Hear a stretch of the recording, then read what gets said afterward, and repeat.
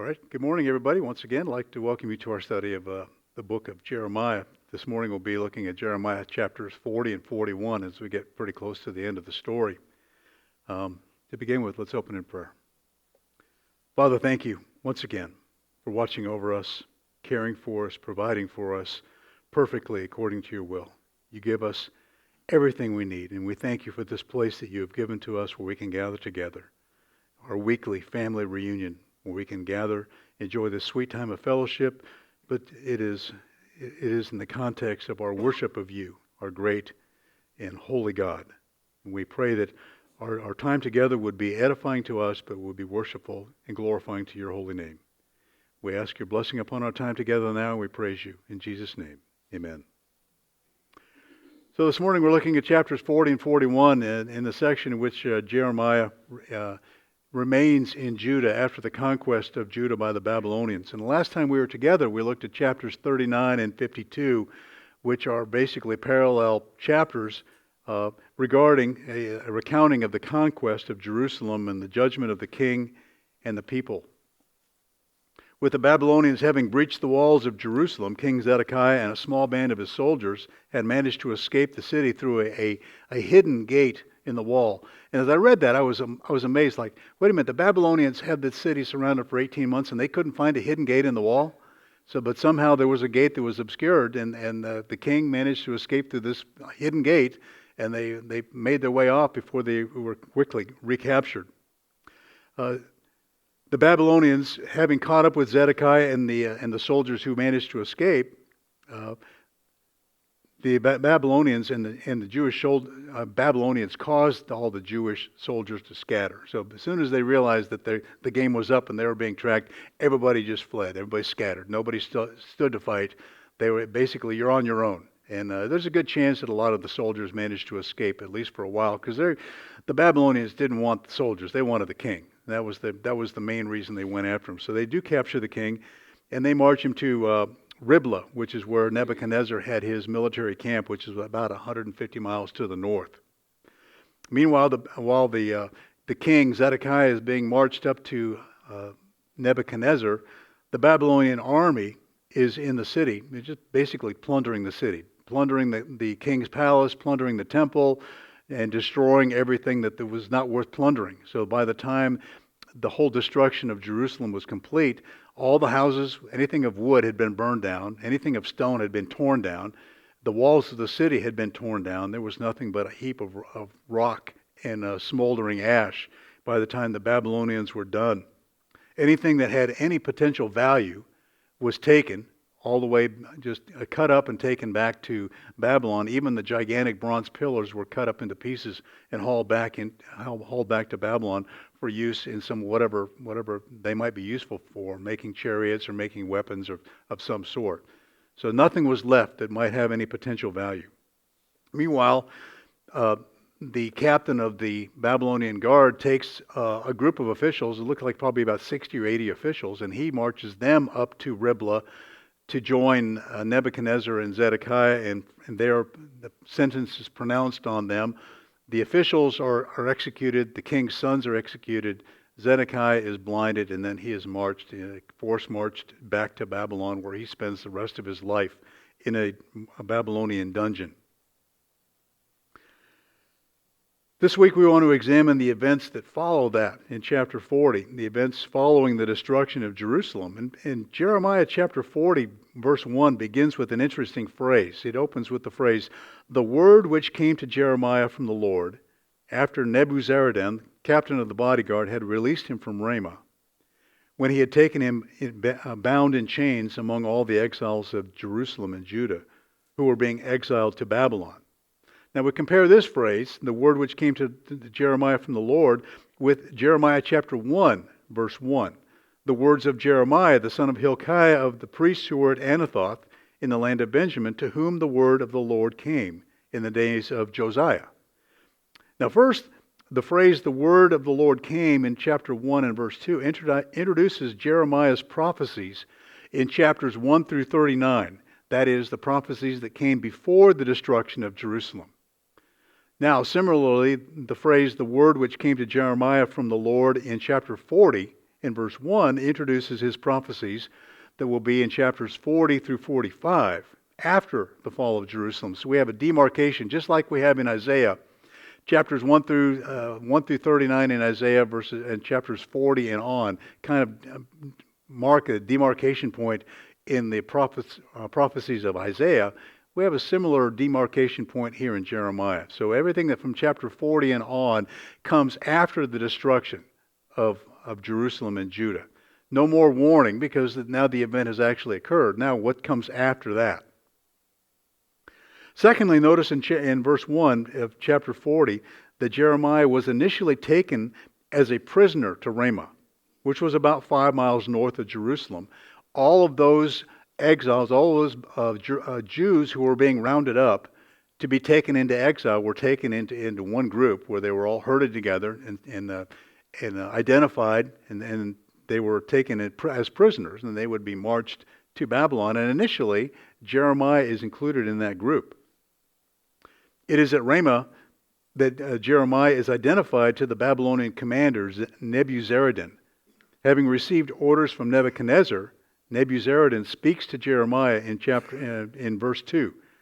Now the captain of the bodyguard had taken Jeremiah and said to him, "The Lord your God promised this calamity upon this place, and the Lord has brought it on and done just as he promised. Because you people sinned against the Lord and did not listen to his voice, therefore this thing has happened to you." Now that is a very true statement, but it's an amazing statement coming from a Babylonian Gentile. This was a statement obviously revealed by the Holy Spirit to this Babylonian commander, basically confirming to Jeremiah that what had happened was indeed from the Lord. He did not believe in Yahweh, but yet he invokes the name of Yahweh. It says here the Lord, but it's the proper name of God. Yahweh, your God, promised this calamity against this place.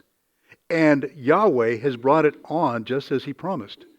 Because your people sinned against Yahweh and did not listen to his voice, therefore this thing has happened to you. What a statement by an unbelieving Gentile to invoke the name of Yahweh and in truth said this truly is from Yahweh. Yahweh has done this. We, the Babylonian army, have not done this. Yahweh has done this, caused this calamity to come upon you. So this truly is a statement that is given by the Holy Spirit. Notice in verses 2 and 3 that Nebuzaradan tells Jeremiah that he knows of Jeremiah's prophecies concerning the Babylonian conquest and the destruction of Jerusalem, and he knows why this destruction has been decreed. Because you people sinned against Yahweh and did not listen to his voice. So he's giving confirmation that yes, what you have been prophesying to the people for these decades is true, and we are the fulfillment of those warnings and prophecies against the Jewish people. It is certain that the Jews managed to escape the city and went over to the Babylonians. When they were questioned regarding why they were deserting, it is very likely that these deserters told the Babylonian soldiers the reason they were deserting was because the prophet Jeremiah said that if we came over to you, that it would go well for us, that we would not be killed, that Yahweh would protect us. So the Babylonian soldiers, every time a deserter would come into the camp, they'd go, "Why are you here?" And then they would say, "Because Yahweh told us through the prophet Jeremiah that we would be safe, that we were supposed to come out." And I'm sure the Babylonians are going, "Who is this Yahweh? And who is this Jeremiah?" But eventually, you think about it, the fact that Nebuchadnezzar knew who Jeremiah was, and Nebuchadnezzar gave orders that Jeremiah was to be treated kindly, indicates not only that God was with Jeremiah, but that Jeremiah obviously had an impact on a lot of people who had abandoned the city and gone out to the Babylonians.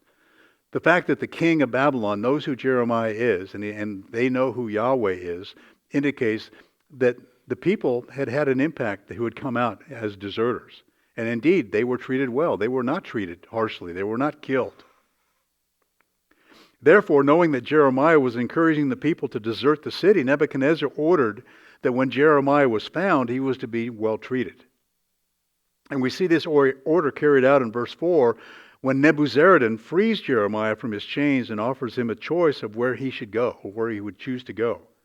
Verse 4, "But now, behold, I am freeing you," this is Nebuzaradan, "I am freeing you today from the chains which are on your hands." So initially, Jeremiah is unknown. He's simply one of the Jews who was rounded up, and he's put in chains like everybody else until they probably had officials going along to every single person, recording their name, recording what they did, recording everything about them. And one of the people arrives at Jeremiah, "What is your name?" "My name is Jeremiah of Anathoth." And he goes, "You're Jeremiah?" So obviously they were looking for Jeremiah, and so when they heard Jeremiah's name, they go, "This is the Jeremiah guy we're supposed to keep an eye out for." So they unchain him, they take him to the captain of the guard, and from that point on, he's well treated. He's not enchained anymore. Basically, he's given a choice. Where do you want to go? He said, "Behold, I am freeing you today from the chains which are on your hands. If you would prefer to come with me to Babylon, come along, and I will look after you. But if you would prefer not to come with me to Babylon, never mind. Look, the whole land is before you, wherever it seems good and right for you to go." So he's giving him a choice. If you want to come with me back to Babylon, you will come and you will not be forced to walk. You will be well treated, and I, as the captain of the guard, will watch over you. I will provide for your need. I will give you food. I will give you shelter and protection. Had Jeremiah chosen to go to Babylon, he would have been well cared for. But it's interesting because Jeremiah doesn't know what to do. Now, either Jeremiah had not consulted of God, "What should I do?" or God had not simply chosen not to reveal to Jeremiah what he should do. So Jeremiah really is at a loss and he can't make a decision. So finally the captain of the guard goes, "Well, I see you can't make a decision, so why don't you just stay here? Go over to Gedaliah, who's the new governor of the land, and he will care for you. He will offer you protection because our soldiers will be there." So Nebuzaradan really makes the decision for him because Jeremiah can't make a decision, can't decide what to do. So Nebuzaradan provides for him. He gives him a large amount of food to sustain him, gives him clothing, provides for him well, and then sends him off to Gedaliah. Verse 5, as Jeremiah was still not going back, he said, "Go back then to Gedaliah, the son of Ahikam, the son of Shaphan, whom the king of Babylon has appointed over the cities of Judah, and stay with him among the people. Or else go anywhere it seems right for you to go." So the captain of the bodyguard gave him a ration of food and a gift and let him go. So we see that he's provided for him. He says, "You can go anywhere you want. You are free to go wherever you would like." The problem for Jeremiah is he's now a man probably in his 70s. And so living on his own is really not a good option. Even though he was given a ration of food, that wouldn't last very long. So he really needs to live someplace in a group of people that they can help care for him and provide for him. So then in verse 6 we see, then Jeremiah went to Mizpah to Gedaliah the son of Ahikam and stayed with him among the people who were left in the land. Once again, Jeremiah encounters this faithful family of Shaphan who had protected him on several other occasions. And we first encounter Shaphan the scribe early in Jeremiah's life in 2 Chronicles chapter 34 during the reign of King Josiah, when the book of the law is discovered by the workers as they are renovating the temple.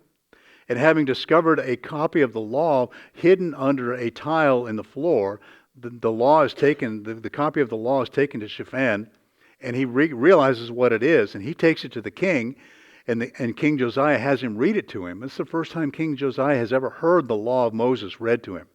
And he tears his clothes, and he goes into mourning, and he proclaims a fast, and they begin to reinstitute the worship of God, the Yahweh, as it truly is prescribed in his law. So Shaphan is an instrumental part of that. He is a faithful man of God. And during the life and ministry of Jeremiah, Shaphan and his sons were God-fearing men who served God and protected Jeremiah on several occasions. For example, it was Ahikam, the son of Shaphan, who protected Jeremiah from death at the hands of the people in Jeremiah chapter 26 when he was preaching in the temple, on the temple steps. It was Gemariah, another son of Shaphan, who took the scroll of Jeremiah to be read to King Jehoiakim after he had heard Baruch read the scroll in public in Jeremiah chapter 36. It was another son, the Elasah, the son of Shaphan, who carried Jeremiah's letter to the Jewish exiles in Jeremiah chapter 29.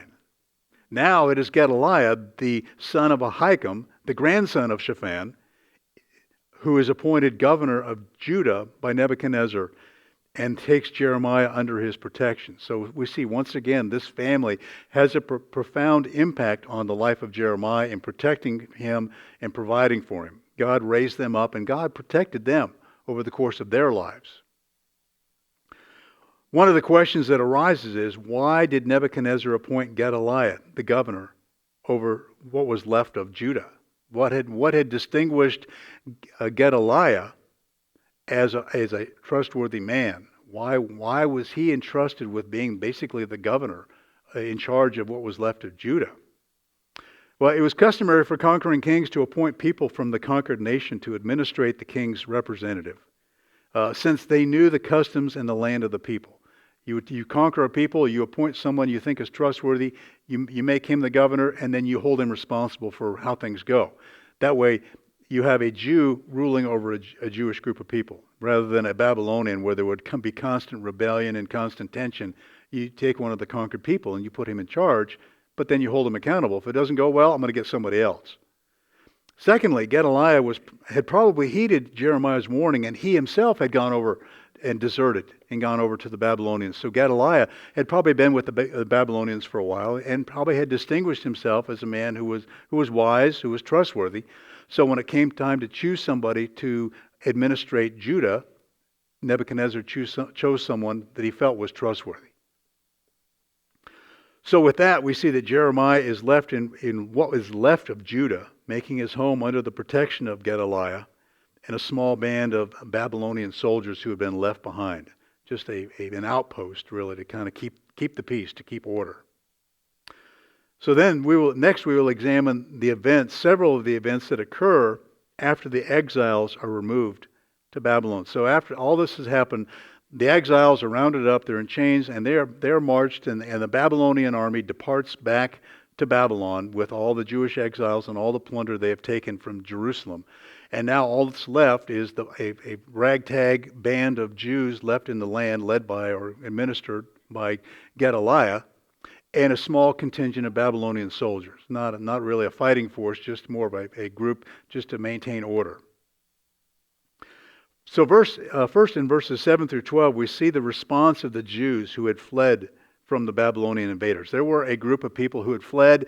The Babylonians didn't really feel like pursuing them and chasing down all the soldiers and all the rebels who were out in the wilderness. They knew they couldn't catch everybody. They rounded up who they could. But there were still a lot of people left who had managed to avoid capture. So in verse 7 it says, "Now all the commanders of the forces that were in the field, they and their men, heard that the king of Babylon had appointed Gedaliah, the son of Ahikam, over the land, and that he had put him in charge of the men, women, and children, those of the poorest of the land who had not been exiled to Babylon. So they came to Gedaliah at Mizpah, along with Ishmael, the son of Nethaniah, and Johanan and Jonathan, the sons of Kareah, and Sariah, the son of Tanhumuth, and the sons of Ephi, the Netophathite, and Jezaniah, the son of this guy. Both they and their men. Then Gedaliah, the son of Ahikam, the son of Shaphan, swore to them and to their men, saying, "Do not be afraid of serving the Chaldeans. Stay in the land and serve the king of Babylon, that it may go well with you. Now as for me, behold, I am going to stay at Mizpah to stand for you before the Chaldeans who come to us. But as for you, gather in wine and summer fruit and oil, and put them in your storage vessels, and live in your cities that you have taken over. Likewise, also all the Jews who were in Moab, among the sons of Ammon, and in Edom, who were in all the other countries, heard that the king of Babylon had left a remnant for Judah, and that he appointed over them Gedaliah, the son of Ahikam, the son of Shaphan. Then all the Jews returned from all the places in which they had been driven away, and came to the land of Judah to Gedaliah at Mizpah, and gathered in wine and summer fruit in great abundance." So we see what has happened is the word has gotten out that Gedaliah has been appointed the governor of what is left, and he has the approval of Nebuchadnezzar to be the governor. So the word is out, if you come back to Gedaliah under his protection, under his authority, you will be cared for. There will not be retribution by the Babylonians. You will be protected. And we can see that a lot of the Jews, during all this fighting, the Jews had fled into the Gentile nations, Moab and Ammon and all the other places that they could flee to. And as the word reaches them, they come back into the land. Okay, it's better to be back in the land under a Jewish governor than in a foreign land under a Gentile king where you lack protection. And the Babylonians had actually said, if you live in the land, we will protect you. So no longer were they the conquering, oppressing Babylonians. Now they simply were a protectorate. They were protecting what was theirs because they had a vested interest in things going smoothly. They didn't want there to be rebellion. They didn't want there to be fighting. They wanted there, now that we've conquered them, we want there to be peace. Okay, and that's why they had left a contingent, but a small contingent behind. Unfortunately, no sooner had Gedaliah begun to rule than a remnant of Judah with a conspiracy arose to assassinate Gedaliah. And we see that in verse 13, now Johanan, the son of Kareah, and all the commanders of the forces that were in the field came to Gedaliah at Mizpah and said to him, are you well aware that Baalis, the king of the sons of Ammon, has sent Ishmael, the son of Nethaniah, to take your life? But Gedaliah, the son of Ahikam, did not believe them. Okay, and he goes on, and then Johanan, the son of Kareah, spoke secretly to Gedaliah at Mizpah, saying, let me go and kill Ishmael, the son of Nethaniah, and not a man will know. Why should he take your life, so that all the Jews who are gathered to you should be scattered, and the remnant of Judah perish? But Gedaliah, the son of Ahikam, said to Johanan, the son of Kareah, do not do this thing, for you are telling a lie about Ishmael. So we learn this, Johanan has learned about this plot to assassinate Gedaliah. And Johanan is actually, seeks to defend, protect Gedaliah, said, if you let me kill Ishmael, then we will put down this assassination plot. But for some reason, Gedaliah says, no, I don't want you to do that. Not only do I not want you to do that, but I think you're lying to me. It's interesting because this character Ishmael, his name is, let me back up, Ishmael, the son of Nethaniah. He's an interesting character because he is a descendant of King David.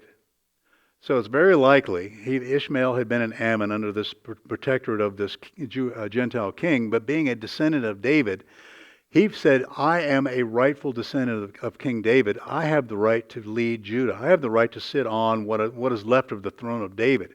So he sees Gedaliah as a usurper of his rightful place as a leader in Judah.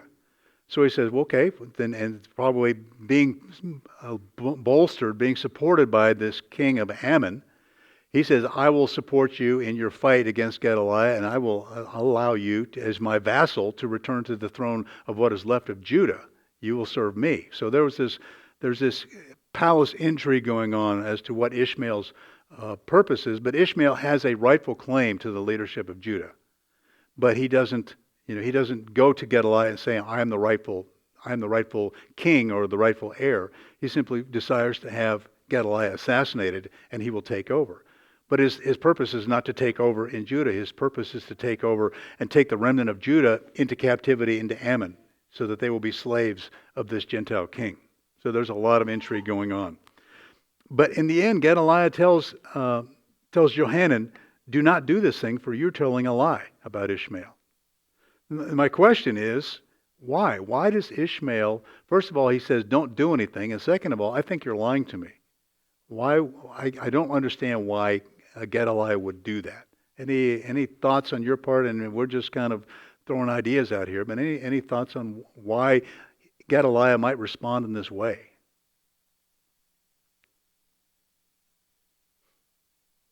I'm just saying, I appreciate you asking that question because my wife not long ago asked me, why was Gedaliah so eloquent? I said, I don't know. Yeah. Gedaliah apparently is a godly man. But here he demonstrates a lack of judgment. He doesn't understand the situation, and he thinks that this Johanan has an ulterior motive, and he wants to assassinate Ishmael, maybe to get one of his rivals out of the way. So maybe Gedaliah is suspicious of everybody's motivation. And so he said, don't do this. He doesn't, maybe he thinks this Ishmael, certainly he wouldn't be so stupid as to do something like that. I have the protection of the Babylonian army. What is left of it is here. So we don't know why he chooses to do this. Maybe he doesn't want there to be an assassination because it would look bad for him. Hey, you can't even administer what's left of Judah. Maybe we need to find somebody else to be the governor. So we don't know why Gedaliah does this. But it turns out to be a fateful decision because that is exactly what happens. Ishmael kills him. He assassinates him. Okay. That people will just want that. Right? This is just thrown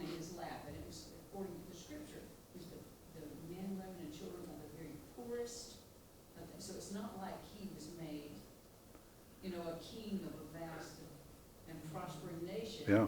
He had a real hard job ahead of him to try to, Yeah. cobble together a nation to survive. That's a great point. Yeah. I would think, when you have a really yucky job, most people are not lining up to take it. Right. Exactly right. That's a great point. It was not an enviable job. He had a lot of work ahead of him. Jonathan.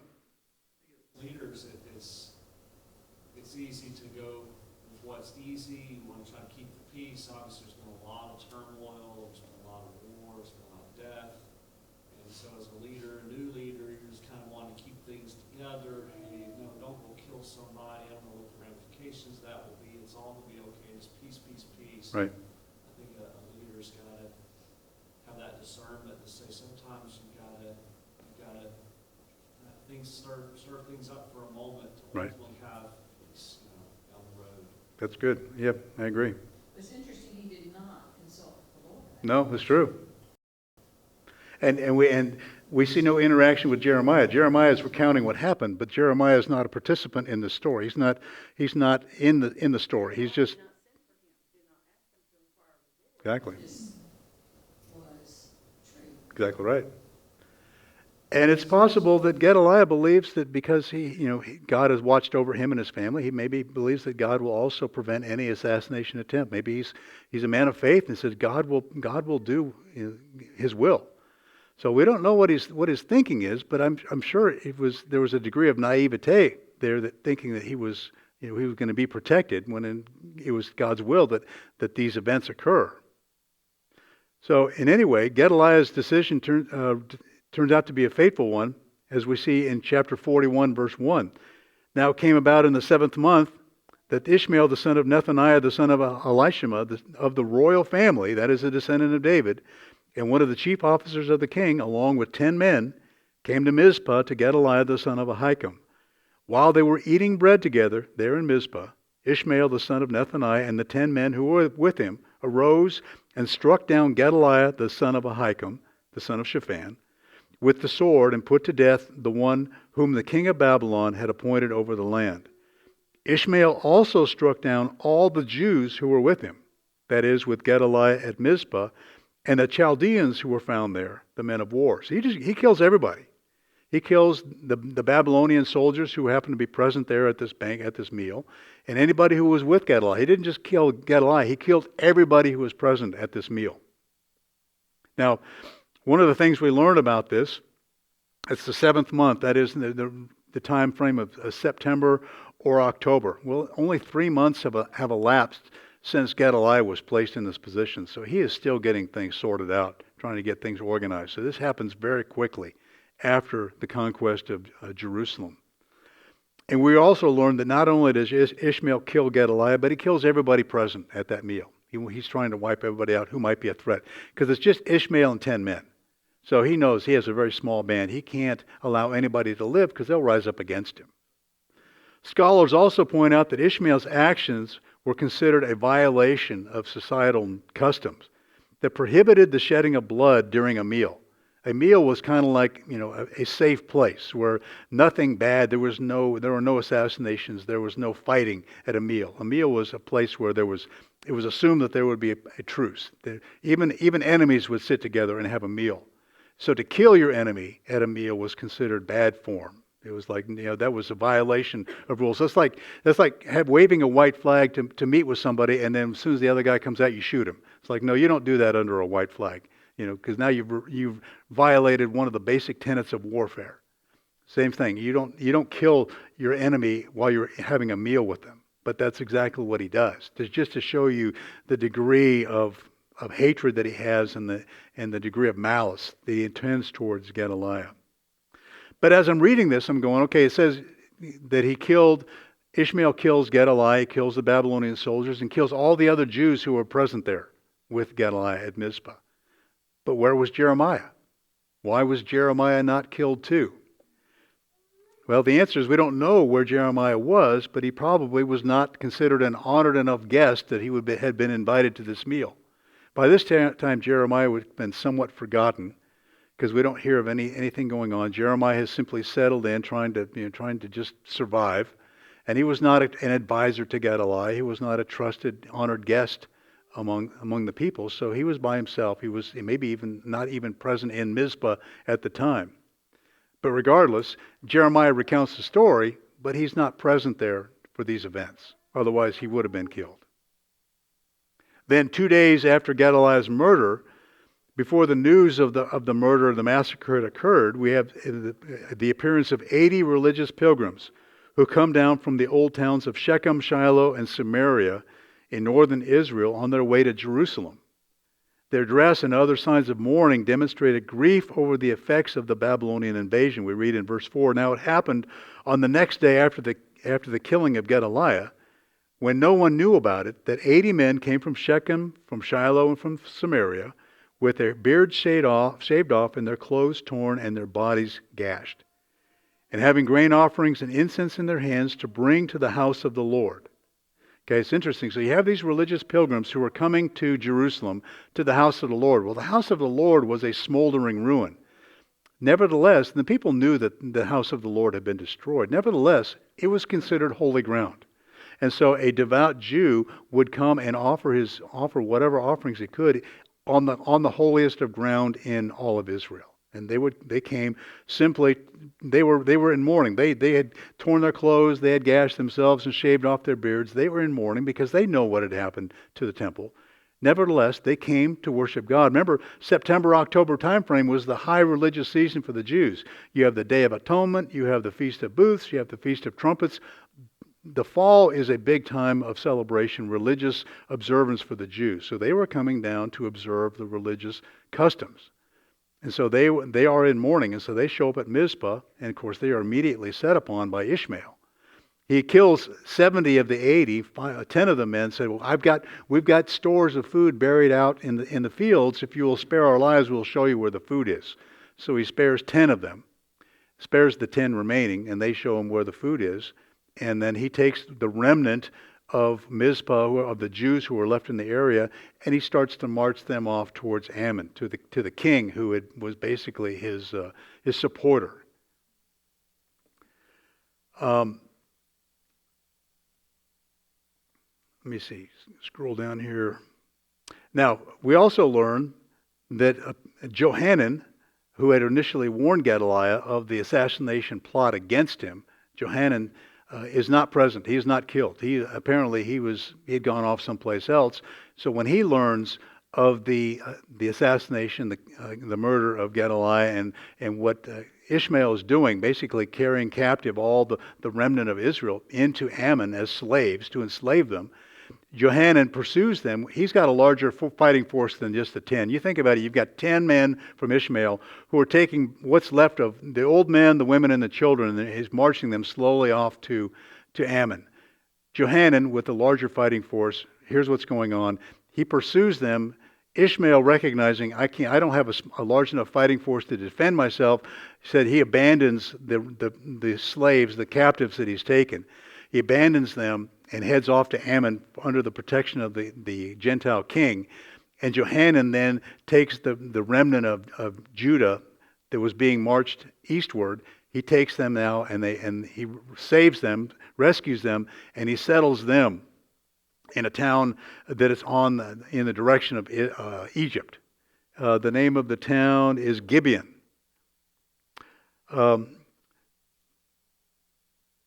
Is Geruth Chimham, which was beside Bethlehem. So he takes the remnant, those who had been taken captive, and he takes them back to pretty close to where they had begun. It's only like 3 miles outside of what was left of Jerusalem.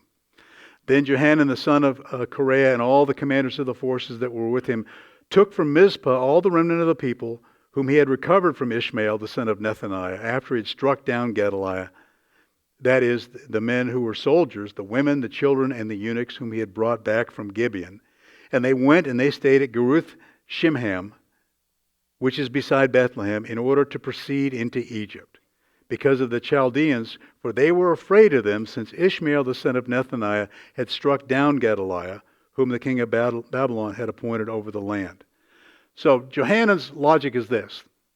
Ishmael has killed Gedaliah, and he's also killed the Babylonian soldiers. When Nebuchadnezzar gets word that his soldiers have been killed and his governor has been assassinated, he's going to take out his vengeance on whoever's here.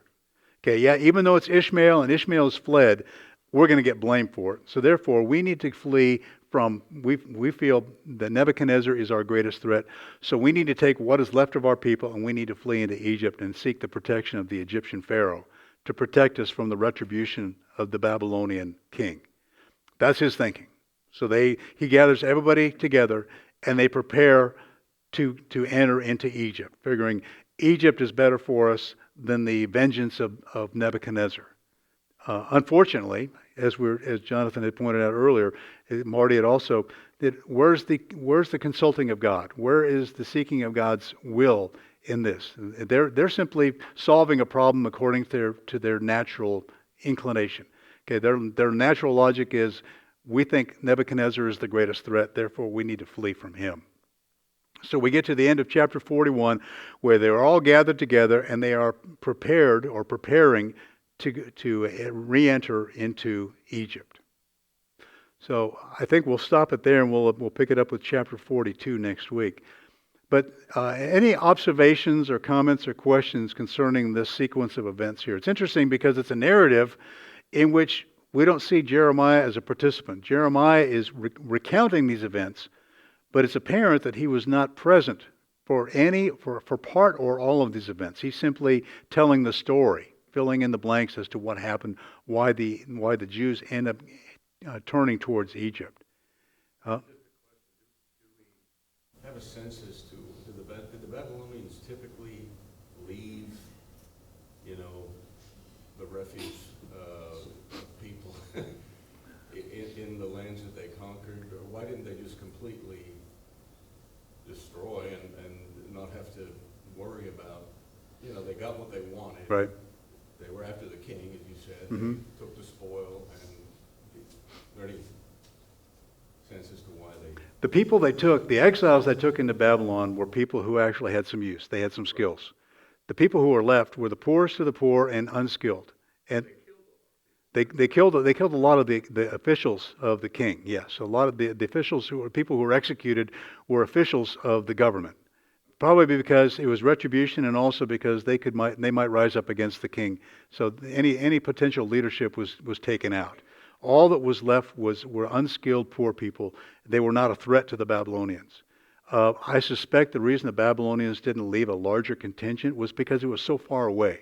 They did not want to stretch themselves so thin that they had a large contingent in Judah, which really had no value to them. They'd taken everything of value out of Judah.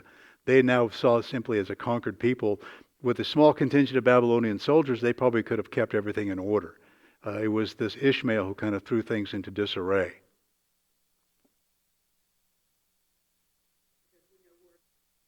Yeah. Things that are included in Scripture, whether it's an obscure little statement, there's reason. Right. And in 41:1 says, in the 7th month, Ishmael, the son of Nethaniah, the son of Elishama, of the royal family. Right. So we know Zedekiah was of the royal family. Right. He's a descendant of David. He's a king on the throne.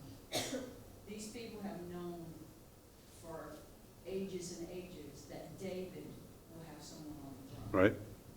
So I think probably this Ishmael might have been affronted that they appointed someone over that throne that was not of that royal, and he felt like that was wrong Right. in his own warped imagination.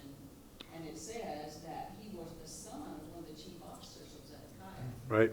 So that sense of entitlement probably came into play. Yep. I agree. But he'd also been in hiding in Ammon under one of the Gentile kings. And so the king probably was protecting Ishmael for the purpose of sending him back to become the leader of the people. That way, you're my vassal. Right. In other words, somebody from David has to be in there, Yep. and anyone else is a usurper no matter what. Exactly right. I agree. I think that was Ishmael's claim, was he was a rightful heir to the throne. But it was not done with a noble purpose. He was simply a tool. Well, it was and it will be interesting later when they go to Jeremiah, the prophet, they say, we want you to inquire of the Lord, your God. Right. Exactly. Yeah, that's an interesting phrase. Yep. I agree. Mike, did you have something? Oh, I was just gonna respond to Dave and kind of completing the answer to that question. I was thinking about, you asked if it was common practice for them to leave the refuse of people in an area, but I'm thinking about when God brought his people up from Egypt and then with Joshua, when they were conquering the lands, he said, I will drive your enemies out, but not all at once, lest the wildlife and basically the wilderness take back over those areas. So I think that would be the main reason why you would leave anybody. So you eliminate threats and anybody that could potentially be a threat, but you don't want to take out everybody because then that would render the land useless or literally wild again. Right. That's a good point. All right. We are out of time. So let's close in prayer. Father, thank you for revealing yourself through your word. Thank you for revealing the events in the history of Israel and the history of Judah to us. And we continue to marvel.